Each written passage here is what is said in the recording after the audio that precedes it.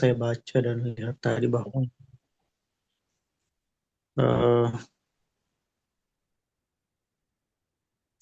validitas sanad itu menjadi eh, aspek utama dalam verifikasi atau metodologi penyusunan kitab hadis pada masa klasik. Jadi simpel saja pertanyaan saya, alasannya kenapa?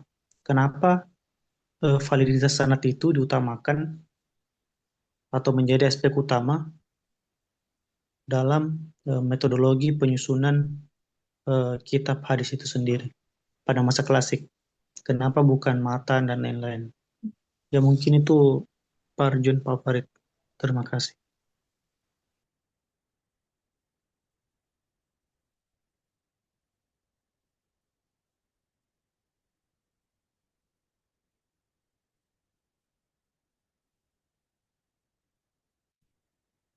Silakan pertanyaan kedua.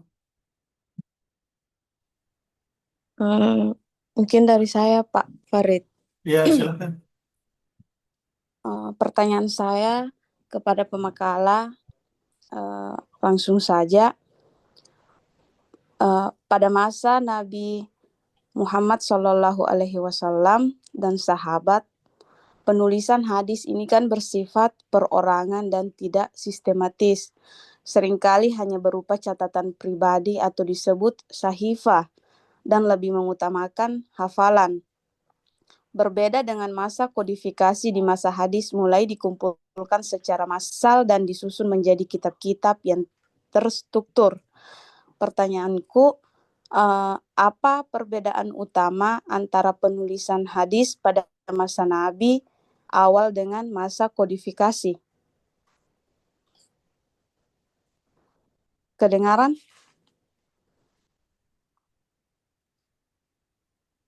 Ya, Atau saya bantu tulis ya, di ruang obrolan?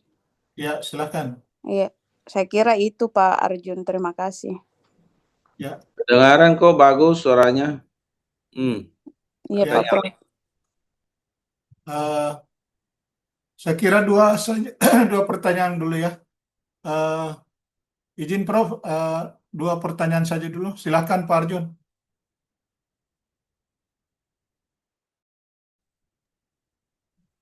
Baik, terima kasih. Pertanyaan pertama dari Saudara Abdul Muthalib tentang mengapa validitas sanad menjadi aspek utama dalam metodologi penyusunan kitab hadis klasik. Jawabannya sederhana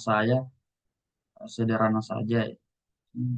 Kenapa kemudian validitas sanad menjadi aspek utama dalam metode penyusunan hadis? Karena sebagaimana pengertian sanad sendiri itu menjadi suatu bukti sahihnya suatu hadis atau apakah hadis itu benar-benar dari Rasulullah Shallallahu Alaihi Wasallam, sehingga tentu validitas sanad itu menjadi sangat penting dalam hal ini penyusunan kitab-kitab hadis, sehingga mungkin itu menjadi salah satu prioritas utama dalam penyusunan kitab-kitab hadis. Jadi mungkin itu saja yang bisa saya jelaskan. Saya kembalikan kepada penanya. Ya, silakan Pak Abdul Muthalib. Mau menanggapi balik atau bagaimana?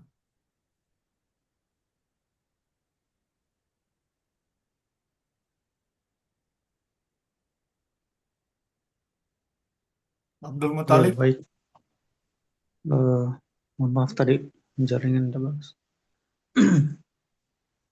Mungkin cukup jelas tadi jawaban dari Saudara Arjun. Dan tadi sempat tadi saya dengar pertanyaan kedua, dan ya saya kayaknya sudah sedikit juga mendapat jawaban dari pertanyaan dari Saudari Indah.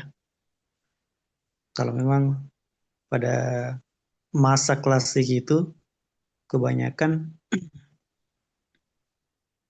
apa ya, penghafal. Terus eh, satu lagi yang saya mau tanggapi, minta izin. Eh, Tadi pertanyaan saya kenapa bukan matan gitu? Kenapa sanat itu lebih penting pada masa itu daripada kenapa isinya nggak jadi aspek utama juga gitu. Ya, izin Pak Arjun, mungkin itu saja. Atau teman-teman yang lain boleh membantu kalau ada eh, tanggapan tersendiri. Ya, itu saja Pak Farid. Ya, Ya, terima kasih Pak Talib. Silakan Pak Arjun untuk lanjut ke pertanyaan kedua. Ya, sebelum lanjut, terima kasih atas eh, untuk saudara Abdul Talib karena ya memang tadi, nah saya jelaskan di memang dari pertanyaannya bahwa sanad itu ya hanya adalah sebuah rantai periwayatan hadis sehingga kemudian mendorong sanad mungkin menjadi prioritas. Eh, tapi Ibu Indah Sari Dewi mungkin bisa diulang pertanyaannya atau diperjelas. Belum ada saya lihat di obrolan chat ini.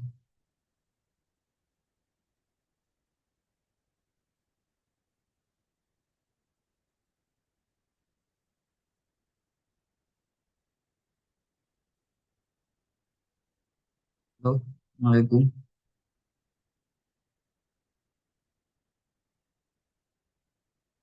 Jelas suara saya Pak Muhammad Farid. Ya, Eh, saya minta Ibu Indah Sari Dewi untuk mengulang pertanyaannya Bu Indah, lebih berlebih jelas. Bu Indah,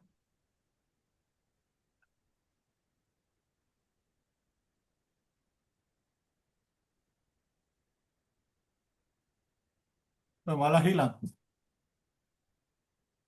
Eh, jadi boleh di skip dulu pertanyaannya Bu Indah, karena tadi juga sempat, eh, saya kurang kurang mendengar pertanyaannya. Boleh lanjut ke pertanyaannya Pak Sadino Sahdana, ada di kolom chat itu. Ya, saya mau bertanya buat ke materi. Izin Prof, saya mau bertanya ke materi. Langsung saja, ini saya sangat mau membandingkan tentang perbedaan dalam penyusunan musnad dengan jami dan sunan.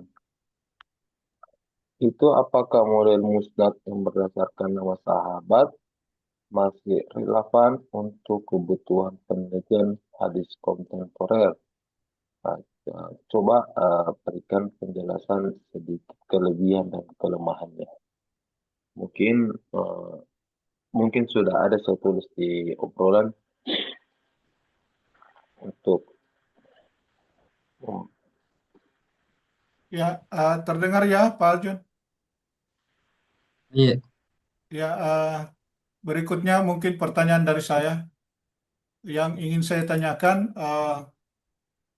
sebagaimana tadi sudah dijelaskan bahwa ada perbedaan fundamental antara metodologi penyusunan eh, kitab Sahih Bukhari dengan Al-Musnad. Seperti yang dicontohkan bahwa eh, penyusunan kitab hadis Sahih Bukhari itu berorientasi pada fikih. Penyusunan bab-babnya merujuk kepada bab-bab fikih atau topiknya. Sementara dalam kitab hadis Al-Musnad karya Imam Ahmad itu orientasinya pada perawi atau sahabat. Kategorisasi babnya berdasarkan perawi atau berdasarkan sahabat.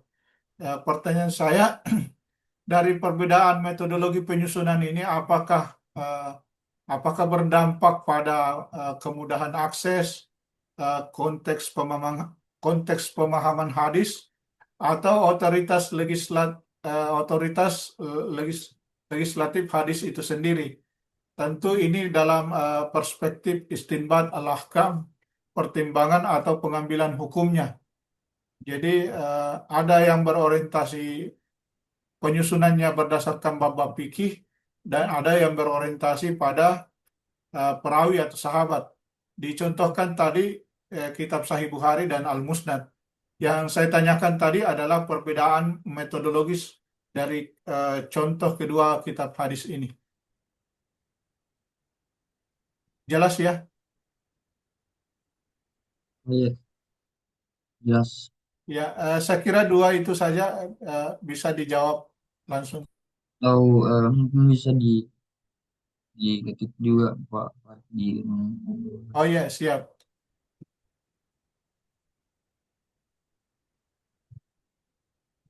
jadi saya jawab lagi nih Pak Farid.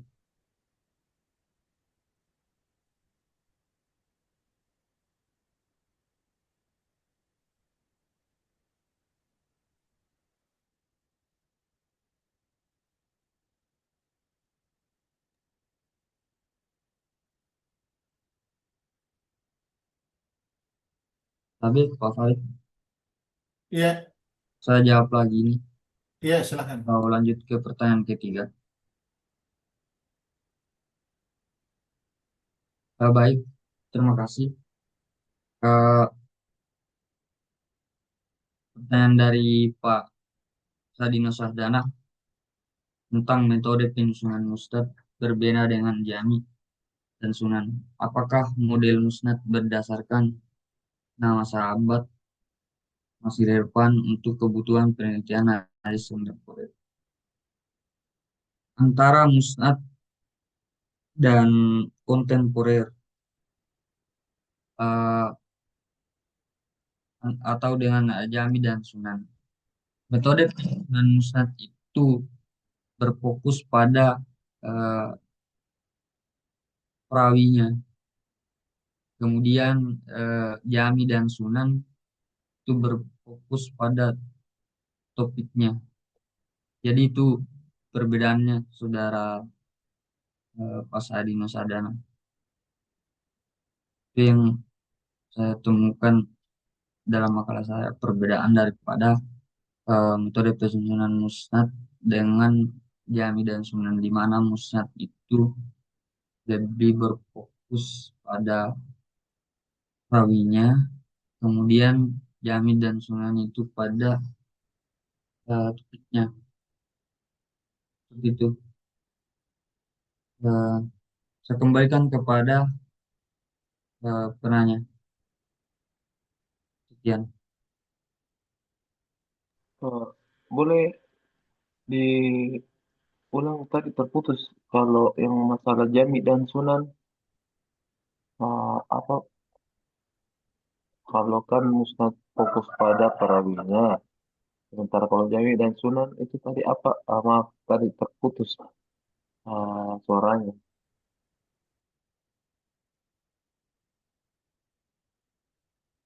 Kalau dan jami dan sunan itu lebih berfokus pada eh, topiknya, topiknya Pak Sadino Sadana. Iya, iya. Ya, jelas. Makasih, makasih. Ya, terima kasih, Mas Ferry. Makasih jawaban.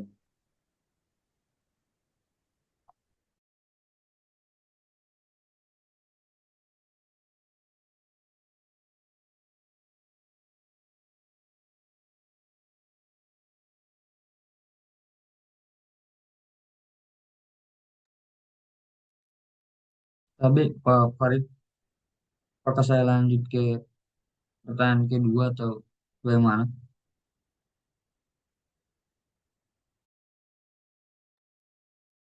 Ada ada di kolom chat. Ya, ya, saya tahu. Maksud saya, apakah saya lanjut ke pertanyaan kedua Ya, ya, atau lanjut. diberi Silakan. diberi dulu kesempatan Ya, pada silakan. teman yang lain? Ya, silakan lanjut. Baik, baik, terima kasih. Pertanyaan kedua dari Pak Muhammad Farid Fajidi tentang jelaskan dan analisis secara komparatif perbedaan fundamental antara metodologi penyusunan Sahih Al-Bukhari yang berorientasi pada fikih atau topik dan Al-Musnad karya Imam Ahmad yang berorientasi pada perawi atau sahabat. Bagaimana implikasi dari perbedaan metodologi penyusunan ini terhadap penggunaan akses, konteks pemahaman hadis dan otoritas legislatif hadis dalam perspektif istinbat al-ahkam, pengambilan hukum Muhammad. Eh, jelaskan jelaskan penggunaan akses, konteks pemahaman hadis dan otoritas legislatif hadis dalam perspektif istinbat al-ahkam. Jadi terima kasih atas pertanyaannya. Jadi Pak Farid tadi ingin saya menjelaskan tentang analisis secara komparatif perbedaan fundamental antara metodologi penyusunan kitab yang ditulis oleh Imam Bukhari, yaitu kitab Sahih Bukhari dengan Al-Musnad karya Imam Ahmad. Eh, sebelumnya, mohon maaf Pak Farid, saya rasa ini terlalu keluar dari materi karena kita bahas bukan keluar ya, tapi saya tidak ada referensinya. Kemarin saya hanya mencantumkan tentang bahwa itu termasuk dalam kitab-kitab yang kemudian eh, menjadi bagian dari kitab yang dikodifikasi pada masa tersebut. Mengenai kedua isi daripada kitab itu, eh, tidak ada saya dapatkan referensi, baik itu Sahih Al-Bukhari, dan kemudian memang makalah saya tidak berfokus pada kitabnya Imam Bukhari itu dengan kitab Al-Musnad dari Imam Ahmad itu. Karena yang saya bahas kan kualifikasi penyusunan eh, kitab-kitab ulumul hadis, bukan isinya. Maksudnya bagaimana sejarah tentang proses penyusunan itu, matan dan sanatnya. Jadi, tapi tetap saya akan jawab tentang eh, tentang bagaimana perbedaan fundamental antara metode penyusunan apa, Sahih Bukhari dan Al-Musnad. Jadi kedua karya ini mungkin sering terdengar sebelum-sebelumnya. Tadi ya saya berasumsi bahwa perbedaan daripada kedua kitab ini, kenapa saya nggak berasumsi, karena ya sebenarnya saya belum pernah kaji ini, saya belum pernah baca kedua kitabnya. Jadi saya berasumsi saja bahwa tentu itu tidak terlepas daripada kedua tokoh yang kemudian eh, membukukan hadis ini, dalam hal ini bagaimana sifatnya pada masanya masing-masing. Seperti di materi-materi sebelumnya itu, di materi kuliah lain yang kita bahas tentang Ibnu Sina, Al-Farabi, tentang pemikiran emanasinya itu yang dimana pemikirannya lebih ke arah kosmologi dah. Itu tentu pasti eh, kitab yang diterbitkan oleh Imam Bukhari dan Imam Ahmad, tentu perbedaannya pasti terfokus kepada karakternya masing-masing, apa yang kemudian dia sukai atau apa yang kemudian lebih sering mereka kaji itu. Dalam hal ini hadis tentang bagaimana cara mereka memandang hadis itu, bagaimana cara keduanya mengumpulkan hadis. Mungkin itu yang menjadi pembedaannya. Jadi mungkin sekian yang saya sampaikan, saya kembalikan kepada Pak Muhammad Farbani. Terima kasih. Ya, terima kasih Pak Arjun. Jadi tadi sebetulnya yang saya tanyakan karena terkait ini metodologi penyusunan kutub atau kitab-kitab hadis. eh, Pemahaman saya salah satu metodenya itu adalah melakukan klasifikasi, klasifikasi, eh,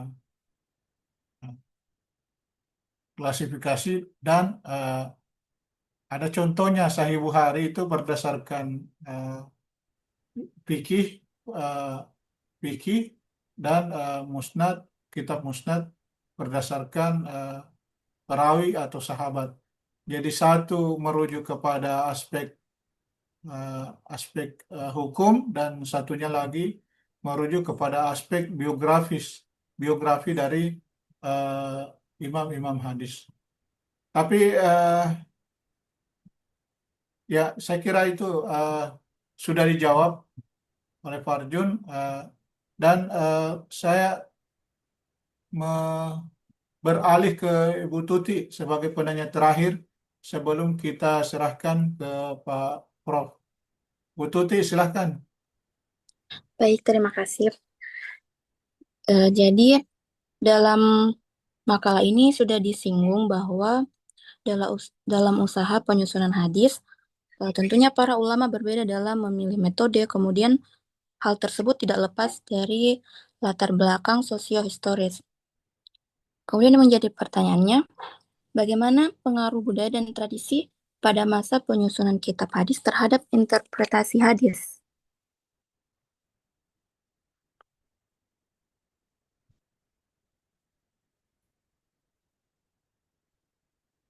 Baik, itu saja mungkin saya bisa ketik ulang di room chat. Terima kasih. Ya, saya kira jelas ya. Silakan langsung saja dijawab, Pak Arjun.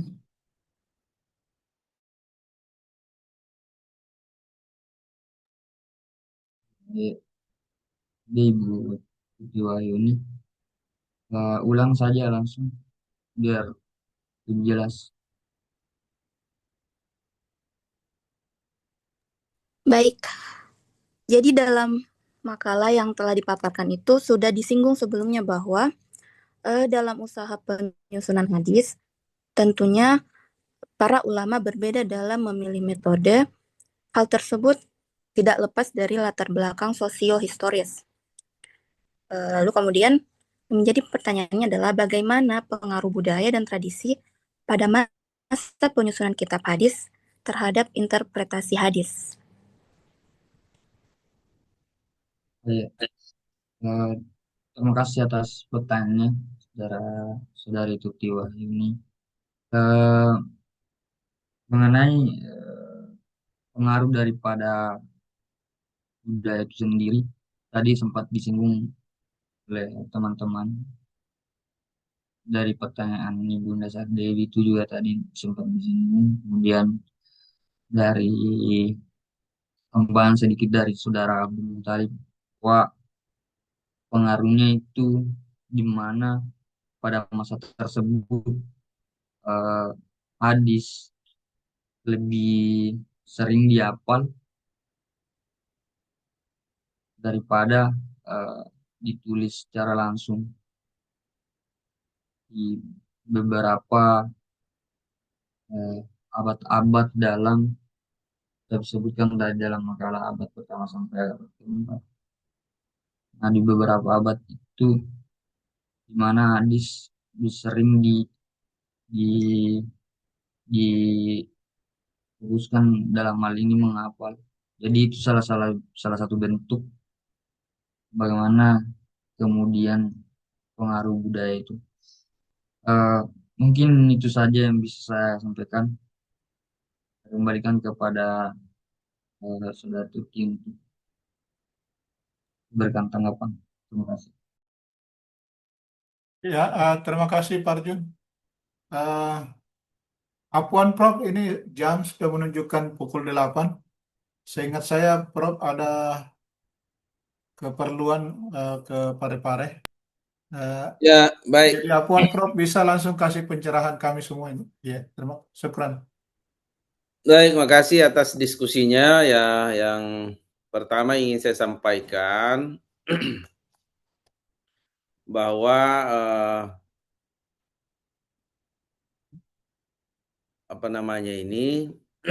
para ulama dalam rangka menulis dan membukukan hadis itu tidak memiliki pola tertentu, ya, melainkan semua jenis-jenis kitab itu ya ditulis oleh inisiatif penulisnya, ya. Jadi itulah sehingga penulisan hadis itu beragam. Nah, itu pun didiskusikan belakangan. Ya, nanti kita sekarang mendiskusikan mengenai metode penyusunan hadis ini, ya. Kenapa? Karena kita menjumpainya dalam bentuk yang beragam. Oh, ternyata penyebabnya adalah karena ditulis berdasarkan inisiatif penulisnya. Ya, ada tadi disampaikan bahwa terpengaruh kepada sosial budaya, tentu saja, ya. Artinya kondisi kondisi masyarakat pada saat itu, kondisi perkembangan penulisan dan penelitian hadis, itu yang mempengaruhi. Tapi tadi ditanyakan oleh siapa ini yang indah, ya, tadi mengenai implikasinya terhadap interpretasi. Oh, tidak ke situ, ya. Kita tidak membahas kepada interpretasi hadis. Kita memfokuskan membicarakan mengenai keberagaman atau kitab-kitab hadis yang sangat variatif dalam metodologi penulisannya, ya. Nah, setelah diteliti, ditelusuri, dicermati dengan baik, ternyata memang memunculkan ciri-ciri khusus, ya. Ciri-ciri khusus. Nah, ciri-ciri khusus inilah yang kita diskusikan pada kesempatan ini. Nah, kita lihat seperti kitab yang tertua, kitab hadis yang tertua, yaitu kitab Muwatta karangan Imam Malik. Nah, kitab Muwatta ini dikategorikan sebagai kitab musannaf. Kenapa dikatakan kitab musannaf? Karena disusun berdasarkan bab-bab fikih. Ya, disusun berdasarkan bab fikih. Kenapa demikian? Karena memang kitab Muwatta itu ditulis oleh Imam Malik atas permintaan khalifah, ya, untuk meminta supaya dikumpulkan hadis-hadis yang bisa diperpegangi, ya, dalam rangka menjawab problematika fikih yang muncul pada saat itu, ya. Jadi karena perubahan situasi dan kondisi, tentu saja, ya, pemahaman terhadap hukum Islam itu mengalami perubahan, dan itu yang terjadi sampai hari ini, ya. Nah, makanya ada kaidah usul mengatakan al-hukmu yadurru ma'al illah. Hukum itu menyesuaikan dengan illat yang terjadi dalam masyarakat. Nah, jadi tentu saja Imam Malik menyusun kitab Muwatta itu ya berdasarkan pembahasan fikih ya. Nah, ciri lain itu adalah bahwa juga memasukkan hadis-hadis yang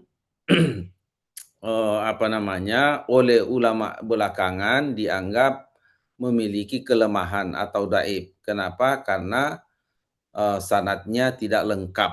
Nah, perlu kita ketahui bahwa kitab Muwatta itu hanya memuat hadis yang beredar di Madinah pada saat itu. Karena Imam Malik tidak pernah keluar dari Madinah, dia lahir, tumbuh, dan besar sampai wafat di Madinah itu, sehingga cakupan daripada kitab Muwatta itu hanya memuat hadis-hadis yang beredar di Madinah. Ya, tentu saja itu Imam Malik menganggap itu bahwa semua apa yang diamalkan oleh penduduk Madinah tidak mungkin dilakukan kecuali berdasarkan apa yang telah dikerjakan oleh Rasulullah dan itu diwarisi secara turun-temurun ya, sehingga semua hadis yang diamalkan oleh penduduk Madinah itu dimasukkan oleh Imam Malik ke dalam kitab Muwatta yang dikategorikan sebagai kitab musannaf itu ya. Nah, berikutnya adalah ciri kitab yang disebut dengan musnad. Ya, apa ciri khusus daripada musnad itu adalah kitab hadis yang disusun berdasarkan pengelompokan periwayat pertama, yaitu sahabat ya, yaitu sahabat. Nah, itulah yang dilakukan oleh Imam Ahmad bin Hambal. Ya, dia menyusun kitabnya itu dia kelompokkan berdasarkan ciri-ciri khusus sahabat ya. Misalnya sahabat yang ikut perang Badar, itu dikelompokkan dalam satu kelompok hadis-hadis yang diriwayatkan. Kemudian sahabat yang ikut hijrah bersama Rasulullah. Kemudian kelompok sahabat yang pertama-tama masuk Islam. Ya, dikelompokkan sahabat-sahabat dari golongan kaum Ansar. Ya, sahabat dari Madinah itu dia kelompokkan seperti itu, ya. Nah, dengan ciri-ciri seperti itulah ya, maka kitab Musnad Ahmad bin Hambal itu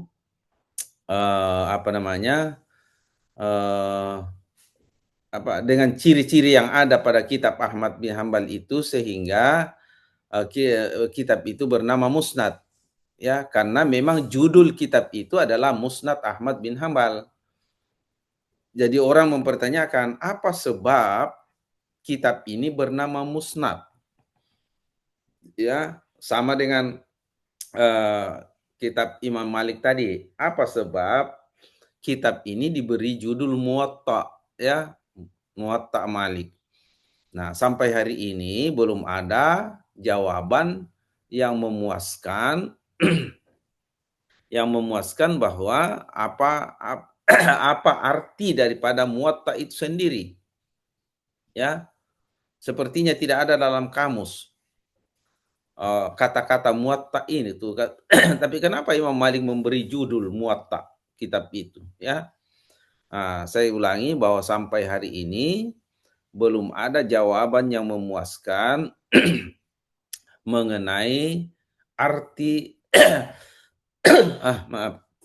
arti daripada Muwatta yang menjadi judul kitabnya Imam Malik itu, ya. Sampai ada orang yang frustrasi mencari jawabannya, ada peserta yang mengatakan begini, kalau mau tahu apa arti kata Muwatta sebagai judul kitab Imam Malik itu, ya silakan bangunkan Imam Malik dari kuburnya untuk menjawabnya, ya, karena itu sudah frustrasi untuk mencari apa kira-kira yang paling dekat arti daripada Muwatta itu, ya. Jadi sampai hari ini arti Muwatta itu belum ada yang bisa memberikan jawaban yang pas itu, ya. Nah, sama dengan Musnad tadi, ya, apa sebab kitab ini berjudul Musnad? Nah, ternyata ciri-cirinya ditemukan seperti itu. Oh, karena dia disusun berdasarkan pengelompokan sahabat yang meriwayatkan pertamanya itu, ya. Nah, itu. Nah, yang berikutnya adalah kitab Jami, ya, kitab Jami. Kenapa kitab ini bernama Jami? Seperti Jami'us Sahih Al-Bukhari. Nah, apa namanya? Sementara cara penyusunannya juga itu ya mengikuti pembahasan fikih, ya, dikelompokkan berdasarkan bab-bab fikih, ya. Nah, karena memang hadis dalam Bukhari itu adalah juga hadis-hadis yang berorientasi kepada hukum-hukum yang terkait dengan fikih, ya, seperti itu. Nah, perbedaannya dengan Muwatta tadi adalah karena Jami'us Sahih lil Bukhari ini hanya memuat hadis-hadis yang oleh Bukhari diyakini kesahihannya, baik dari segi matan maupun dari segi sanad setelah melakukan penelitian dengan cermat, ya. Nah, sehingga terkumpullah satu kitab himpunan hadis-hadis hukum yang sahih. Nah, sama kondisinya dengan muridnya Bukhari adalah yaitu Imam Muslim, ya. Nah, semua diberi judul Jami'us Sahih itu. Nah, berikutnya tipe kitab berikutnya adalah Sunan, ya. Sunan. Kitab itu diberi judul Sunan. Sunan Tirmizi, Sunan Abu Daud. Lalu orang mempertanyakan,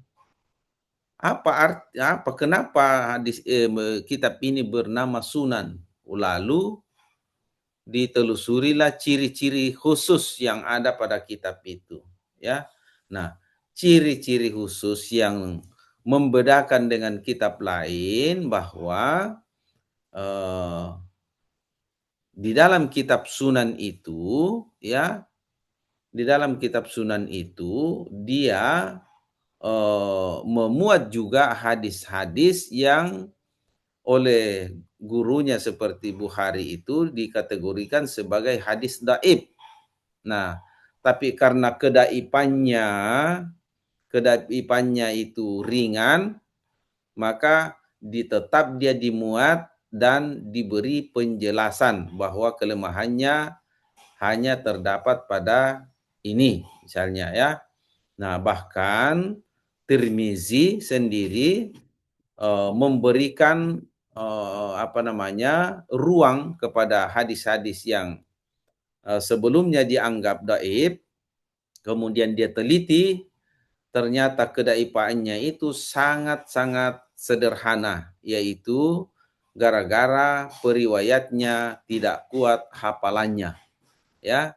Nah, maka semua hadis yang dianggap lemah hanya gara-gara periwayatnya ada yang tidak kuat hafalannya, maka Tirmizi memberi tempat hadis-hadis seperti itu dengan satu nama, yaitu hadis hasan. Ya, jadi hadis hasan itu, ya, berada antara hadis sahih dan hadis dhaif, ya. Jadi dia pertengahan, ya. Jadi nanti kita belajar tentang hadis mutawatir, ahad, sahih, hasan dan dhaif di situ ya. Nah, itu antara lain ya tentang tipe-tipe kitab yang ada. Kemudian datang berikutnya ya penulis-penulis kitab hadis berikutnya ya. Ada kitab Jawami al-Jawami, menghimpun hadis-hadis yang sudah ada di dalam kitab-kitab hadis sebelumnya, ya. Jadi dari Bukhari, dari Muslim, dari Abu Daud itu dia himpun tersendiri dalam satu kitab, ya. Jadi kitab penghimpun sehingga kitab yang ditulisnya itu menjadi satu kitab yang besar, ya. Nah, seperti yang dilakukan oleh Imam As-Suyuti, ya. Seperti itu, Al-Jami'ul Kabir, Al-Jami'us Sagir. Itu. Jadi caranya itu, kenapa hadis ini dikatakan Al-Jami'ul Kabir? Oh, ternyata dia menampung hadis-hadis yang ada di dalam kitab-kitab hadis sebelumnya. Nah, ada juga tipe hadis kitab hadis yang berjudul mustadrak, ya. Nah, seperti al-mustadrak ala sahihain oleh Al-Hakim. Nah, lalu ditelusuri apa maksud daripada al-mustadrak ini. Ternyata kitab Mustadrak Al-Hakim itu menghimpun hadis-hadis yang sahih, tapi belum ada di dalam kitab Bukhari dan Muslim. Ya, jadi Al-Hakim memakai pensyaratan Bukhari dan Muslim, lalu meneliti hadis-hadis ya yang tidak ada dalam kitab sahih dan sahih Bukhari dan Muslim. Ternyata beliau menemukan banyak sekali hadis yang memenuhi persyaratan Bukhari Muslim, tapi belum ada di dalam kitab sahih Bukhari Muslim itu sendiri. Itulah yang dia himpun tersendiri ya dalam kitab hadis namanya Al-Mustadrak ala Sahihain. Ya. Jadi jangan dianggap bahwa hadis sahih itu hanya ada di dalam kitab sahih Bukhari dan Muslim. Juga ada di kitab Al-Mustadrak ala Sahihain, ada di kitab kitab sahih Ibnu Husaimah dan seterusnya, ya. Seperti itu. Nah, itu berarti penelitian terhadap hadis-hadis yang oleh sebagian ulama mengkategorikan masuk kategori dhaif itu sebenarnya masih berpeluang untuk kita teliti sekarang, ya. Jangan-jangan ya hadis-hadis yang hanya dhaif dari segi sanad ternyata itu dikuatkan dengan bantuan penelitian laboratorium. Contoh, hadis yang diperselisihkan ya mengenai lalat yang masuk di minuman itu. Ya, lalat yang masuk di minuman, kata hadis itu sekali tenggelamkan. Ya. Nah, sebelumnya orang mengatakan ini tidak mungkin tidak mungkin lalat yang datang dari tempat yang kotor itu lalu Rasulullah menyuruh menenggelamkan supaya itu kalau masih mau diminum. Nah, setelah diteliti melalui laboratorium ya ternyata memang antara sayap kanan dan sayap kiri pada lalat itu ada sesuatu yang kontras. sayap yang satunya membawa racun, sayap yang di sebelahnya itu adalah penawar daripada racun yang ada di situ. Ya, jadi bisa kita bayangkan tentang apa-apa yang disampaikan oleh Nabi Muhammad itu, ya, apa namanya, sangat-sangat sesuai dengan temuan-temuan temuan-temuan modern sekarang, ya. Nah, ada lagi yang diperselisihkan, yang orang mau kontekskan itu apa? Hadis tentang menyuruh supaya laki-laki itu kencing jongkok atau duduk, ya. Nah, ada orang mengatakan lebih bagus sekarang berdiri, ya, apalagi ada cuangannya seperti itu yang di tempat-tempat umum sekarang. Mana lebih bagus disuruh? Apakah karena konteksnya ini hadis atau memang ada makna lain? Ternyata penelitian menunjukkan bahwa kalau kencing berdiri itu tidak semua urin itu bisa keluar, ya. Tidak semua air seni itu bisa keluar. Ketimbang dengan kencing duduk. Kalau kita duduk, maka kandung kemih itu akan tertindih oleh entah usus di dalam itu atau apa, organ tubuh, sehingga dengan sendirinya air seni itu akan bersih keluar. Nah, itu. Jadi kalau kencing berdiri itu adalah rentan prostat. Kalau kencing duduk itu, ya, itu dijamin kebersihannya bagi laki-laki. Jadi itu semua, ya, hal-hal yang menjadi pertimbangan, ya, untuk kita mengkategorikan hadis itu apa sahih atau dhaif. Nah, tapi kita belum ke situ, ya, karena kita fokus pada jenis-jenis kitab hadis yang kita temui zaman sekarang, ya. Nah, ada pertanyaan tadi bahwa apakah kitab-kitab itu masih relevan untuk dikaji? Tentu saja, karena kita mendapatkan hadis oleh jasa-jasa para ulama terdahulu, ya, yang menuangkan hadis-hadis yang dihafalnya, yang datang kepadanya itu dalam bentuk tulisan, dan itulah yang menjadi warisan yang sangat berharga yang kita temukan sekarang. Kemudian sekarang sudah dimasukkan ke dalam komputerisasi, ya, dimasukkan dalam platform digital sehingga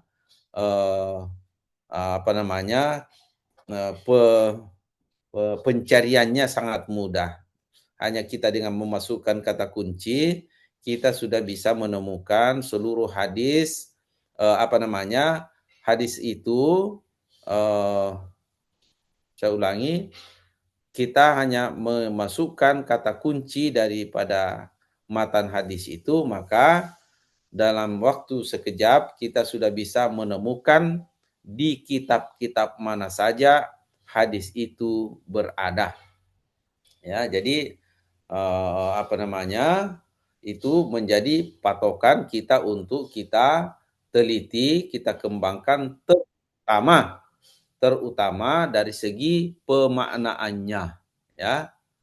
Karena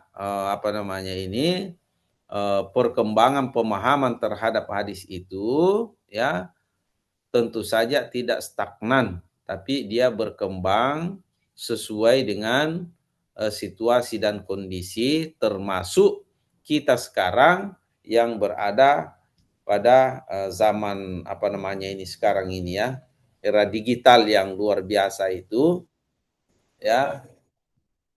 Kita bisa manfaatkan dengan sebaik-baiknya, tentu saja, ya, disesuaikan dengan kondisi zaman, ya. Masih ada beberapa kitab hadis seperti Atraf itu dalam bentuk kamus, jadi hanya berisi potongan-potongan matan hadis, dan kemudian diberi petunjuk bahwa hadis itu berada dalam kitab ini ya, tapi lagi-lagi tidak terlalu signifikan untuk kita manfaatkan sekarang karena itu tadi sudah ada komputerisasi yang membantu pencarian hadis dalam waktu yang sesingkat-singkatnya ya. Jadi itu jenis-jenis kitab yang lain. Ada juga kitab hadis yang hanya ditulis satu tema ya, satu tema. Misalnya ada tulisan Imam Bukhari yang khusus memuat hadis-hadis tentang mengangkat tangan ya, Raf'ul Yadain seperti itu, dan beberapa kitab-kitab hadis yang sejenis itu yang hanya menulis tema tertentu ya. Jadi saya ulangi, pertegaskan bahwa metodologi penyusunan kitab hadis yang kita pelajari sekarang ya adalah mempelajari tentang ciri-ciri khusus yang dimiliki oleh setiap kitab hadis itu sesuai dengan judul dan isinya ya. Nah, jadi itu belum tentu itu yang dimaksudkan oleh penulisnya, tapi kita yang menelitinya memberikan kesimpulan besar ya antara judul dan isi sehingga kita bisa mengkategorisasikan kitab hadis itu mulai dari pada istilah musannaf ya, musnad, al-jami ya, al-mustadrak, sunan dan seterusnya ya. Jadi ciri-ciri kitab hadis itu yang kita diskusikan pada hari ini. Sampai di sini ada yang mau bertanya?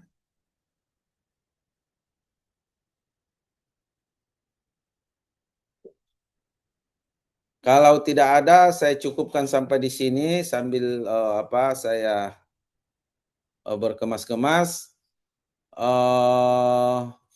Masih ada 4. Apakah kita pertemuan berikut 2 makalah atau cari waktu? Saya kira bagus 2 makalah ya, kita selesaikan dalam 2 pertemuan karena kita memang ini dituntut untuk segera menyelesaikan merampungkan perkuliahan ini.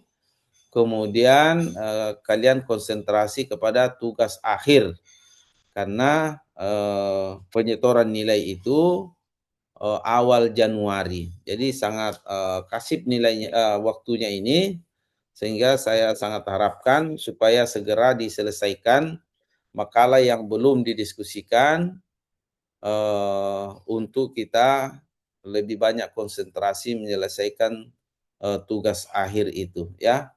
Karena kalau tugas belum rampung, apa yang kami mau nilai, sementara penyetoran nilai itu memiliki batas waktu ya. Jadi tolong tugas yang diberikan tolong diselesaikan secepatnya, mudah-mudahan bersamaan dengan selesainya diskusi juga tugas akhir juga sudah selesai seperti itu.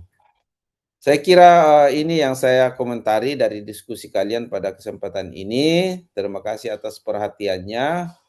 Ya, terima kasih juga karena sudah mau memajukan waktunya ini untuk memberikan kesempatan bagi saya untuk jalan nanti di setelah ini. Saya cukupkan dengan ucapan alhamdulillahirrabbilalamin. Wassalamualaikum warahmatullahi wabarakatuh. Waalaikumsalam. Waalaikumsalam. Terima kasih banyak Prof. ilmunya. Izin keluar ya. Ya, terima kasih.